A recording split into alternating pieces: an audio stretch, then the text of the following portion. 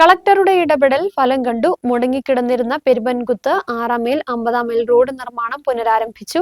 2018 പ്രളയത്തിൽ തകർന്ന റോഡാണിത്. 3 വർഷം മുമ്പ് റീബിൽഡ് കേരളയിൽ ഉൾപ്പെടുത്തി 3.70 കോടി അനുവദിച്ച് നിർമ്മാണ ജോലികൾ ആരംഭിച്ചെങ്കിലും കരാറുകാരൻ പണികൾ പാതി വഴിയിൽ ഉപേക്ഷിക്കുകയായിരുന്നു.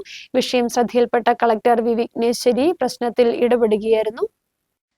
കളക്ടറുടെ ഇടപെടലിനെ തുടർന്നാണ് മുടങ്ങിക്കിടന്നിരുന്ന പെരുമ്പൻകുത്ത് 6 മൈൽ 50 മൈൽ റോഡ് നിർമ്മാണം പുനരാരംഭിച്ചത്. 2018 പ്രളയത്തിൽ തകർന്ന റോഡാണിത്. 3 വർഷം മുമ്പ് റീബിൽഡ് കേരളയിൽ ഉൾപ്പെടുത്തി 3.70 കോടി അനുവദിച്ച് നിർമ്മാണ ജോലികൾ ആരംഭിച്ചെങ്കിലും കരാറുകാരൻ പണികൾ പാതിവഴിയിൽ ഉപേക്ഷിക്കുകയായിരുന്നു. ഇത് സംബന്ധിച്ച് മീഡിയനെറ്റ് നിരവധി തവണ വാർത്തകൾ റിപ്പോർട്ട് ചെയ്യുകയും നാട്ടുകാരുടെ പ്രതിഷേധവും പഞ്ചായത്ത് അധികൃതരുടെ ഇടപെടലുമാണ് ഫെബ്രുവരി ആദ്യവാരം വിഷയത്തിൽ കളക്ടർ ഇടപെടാൻ സാഹചര്യമൊരുക്കിയത്. റോഡ് നിർമ്മാണത്തിന് അനുവദിച്ച 3.70 കോടിയിൽ പണികൾ നടത്തിയ വകയിൽ 1.65 കോടി രൂപ റീബിൽഡ് കേരള അധികൃതർ പാർട്ട് ബില്ലായി കരാറുകാരന് നൽകിയിരുന്നു. എന്നാൽ ശേഷിക്കുന്ന പണികൾ പൂർത്തിയാക്കാൻ കരാറുകാരനും ഉദ്യോഗസ്ഥരും കൂട്ടാക്കാത്തതാണ് വ്യാപക പ്രതിഷേധത്തിൽ കലാശിച്ചത്. വിഷയം ശ്രദ്ധയിൽപ്പെട്ട കളക്ടർ വി വിഘ്നേശ്വരി കഴിഞ്ഞ ഫെബ്രുവരി ആദ്യവാരം rebuild Kerala assistant executive engineer, ജനപ്രതിനിധികൾ എന്നിവരുടെ യോഗം വിളിച്ചു ചേർക്കുകയും സമയബന്ധിതമായി നിർമ്മാണ ജോലികൾ പൂർത്തിയാക്കണമെന്ന് അധികൃതർക്ക് കർശന നിർദ്ദേശം നൽകുകയുമായിരുന്നു.